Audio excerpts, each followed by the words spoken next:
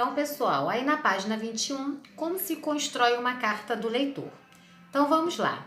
As cartas dos leitores, de um modo geral, têm uma estrutura simples. Isso porque elas não podem ser longas. Afinal, os espaços para as manifestações dos leitores não ocupam muitas páginas dos jornais ou revistas. Um dos primeiros elementos a se observar nesses textos são os fatos que se referem aos comentários do leitor.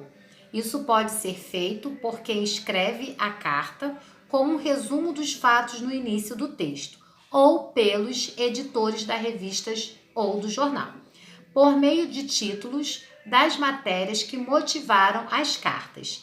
As frases iniciais já registram o posicionamento do autor da carta em relação ao fato ou à matéria publicada e apresentam os argumentos capazes de sustentar a sua opinião. A conclusão da carta geralmente é livre, pode ser apresentar sugestões, esclarecimentos, novas informações ou até ironias.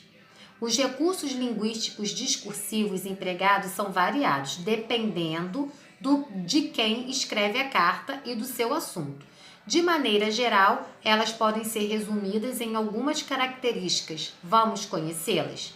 Primeiro, os textos são sintéticos, inclusive para entender as exigências da publicação. A linguagem geral está de acordo com a norma padrão, mas isso não significa que não possa ser usada uma variedade informal. O texto pode transitar entre exposição e argumentação, pois além de fazer referência ao fato que motivou a carta, o leitor apresenta seu ponto de vista sobre o fato ou sobre a matéria jornalística usada, argumentos para sustentar. O ponto de vista geralmente é pessoal, tá?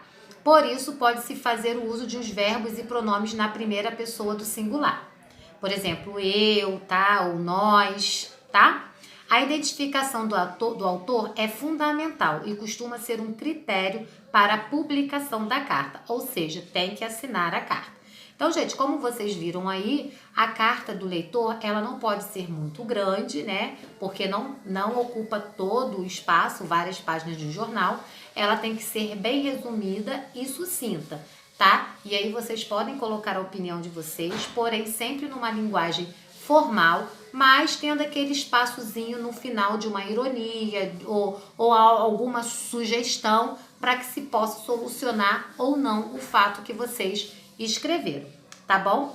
Então agora, ó, leia com atenção a carta do leitor transcrita a seguir. Tragédia de Brumadinho.